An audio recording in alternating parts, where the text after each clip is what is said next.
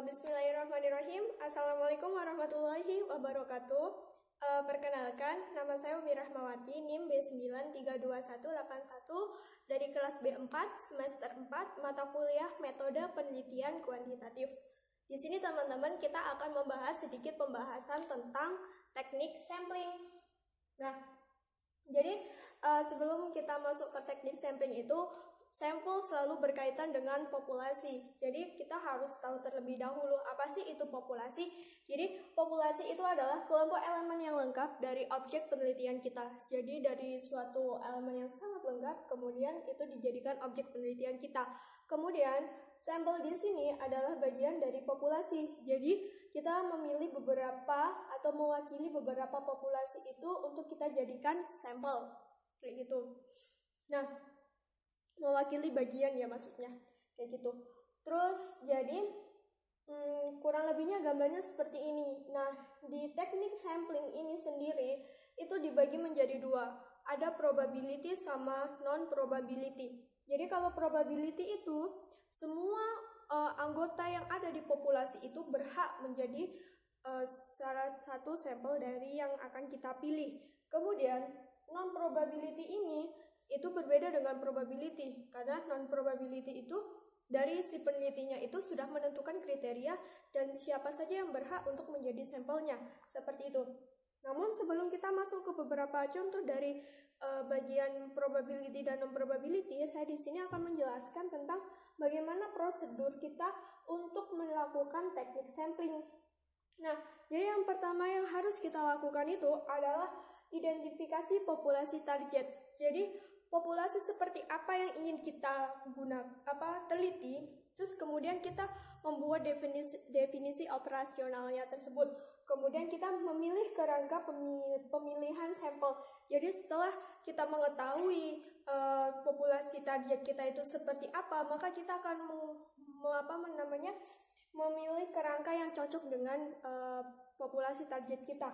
Kemudian menentukan metode pemilihan sampel. Nah, kalau untuk memilih metode pemilihan sampel ini, maka di sini kita menggunakan probability sama non probability ini. Terus kemudian merencanakan prosedur pemilihan sampel. Nah, ini sangat penting untuk kita ketahui bahwa merencanakan prosedur itu sangat penting karena di probability sama non probability itu sangat diperlukan kayak gitu. Kemudian menentukan ukuran sampel. Jadi seberapa sih yang kita butuhkan untuk kita jadikan sampel kayak gitu. Kemudian menentukan unit sampelnya tersendiri itu. Terus di sini kita akan masuk ke penjelasan yang probability. Di sini pertama adalah simple random sampling. Simple random sampling, random kita buat patokan kata random. Nah, di sini random kan berarti semua orang yang ada di populasi itu berhak. Jadi gini, di sini adalah populasi yang heterogen, yang sangat besar. Kemudian kita ambil sampelnya yang jauh lebih kecil, yang bersifat mewakili. Jadi kita hanya mengambil beberapa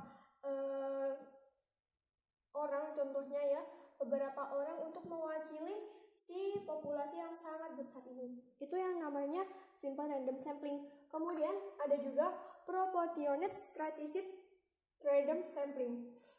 Nah, kalau yang ini, yang proportionate stratified random sampling ini, itu berdasarkan kata stratified dan proporsional. Jadi di sini jumlahnya itu proporsi, terus kemudian dia stratified atau di sini stratified itu berstrata.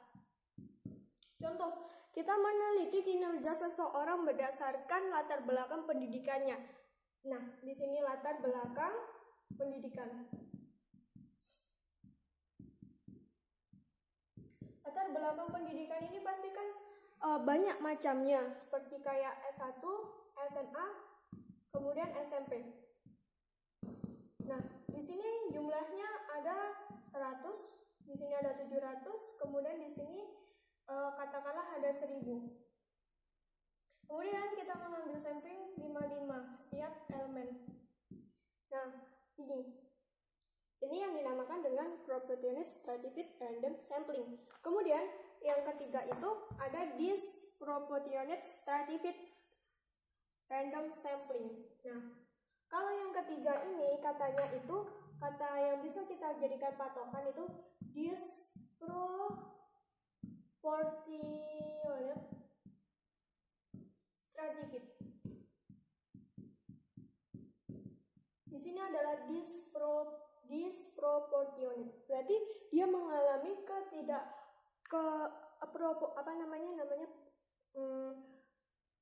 proporsinya itu tidak sesuai. Tapi dia juga berstrata. Contohnya masih sama. Di sini ada latar belakang pendidikan.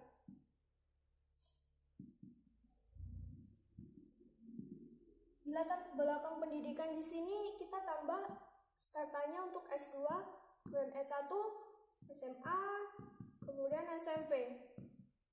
Di sini jumlahnya tadi 1000, kemudian ini ada 700. Di sini ada 100. Kemudian di sini ternyata cuma ada 3, teman-teman. Kemudian kita jadikan mereka sampel. Ini kita tadi ambil 5, ambil 5, ambil 5. Lah, ini kan nggak sampai 5. Berarti dia langsung dimasukkan 3. Ini yang namanya dinamakan disproportionate stratified.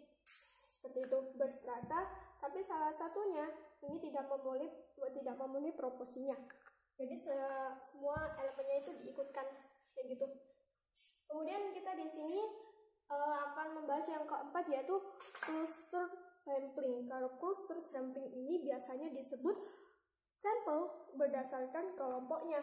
Contoh, kita ingin meneliti sebuah provinsi. Katakanlah kita ingin meneliti kinerja seseorang berdasarkan latar belakang pendidikan di Jawa Timur. Kita tidak perlu untuk meneliti semua orang yang ada di Jawa Timur, cukup menggunakan sampling, bisa kita perkecil di bagian kabupatennya tersebut gitu.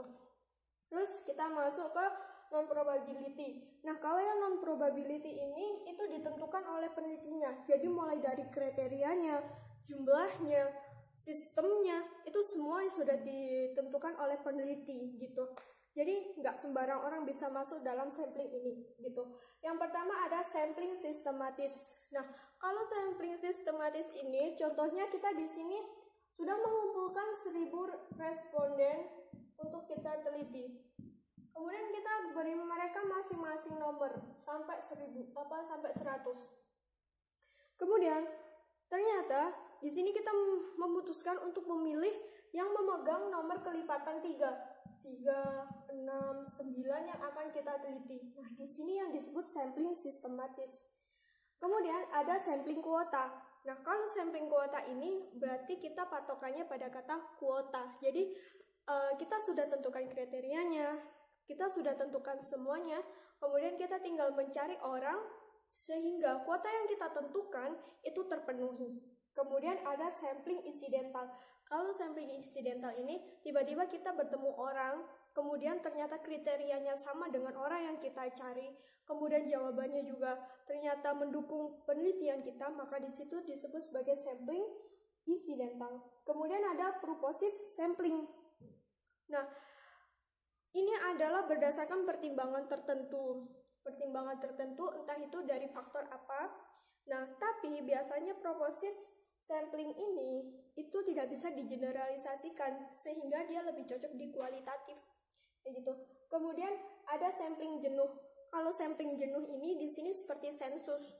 Maksudnya itu kita seumpamanya ingin mengambil sampling di satu keluarga, tapi di satu keluarga itu kita nggak ambil sampling 1 atau 2 orang, tapi semua keluarganya kita tanyai.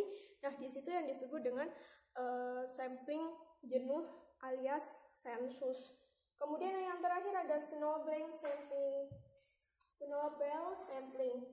Nah, kalau snowball sampling ini, pertamanya kita itu punya 1 orang yang sebagai responden kita atau narasumber kita. Ternyata lama-kelamaan ada berkembang di sini. Karena yang di sini belum puas jawabannya. Terus di sini berkembang banyak. Nah, jadi sistemnya itu bisa diibaratkan dia seperti bola salju. Jadi awalnya kecil, kemudian ketika mengeliding ke lapangan lebih jauh lagi, dia semakin besar dan semakin besar.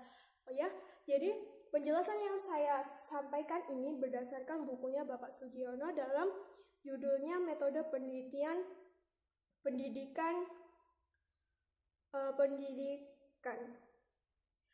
Jadi terima kasih teman-teman, semoga apa yang saya sampaikan bisa bermanfaat. Sekian dari saya, wassalamualaikum warahmatullahi wabarakatuh.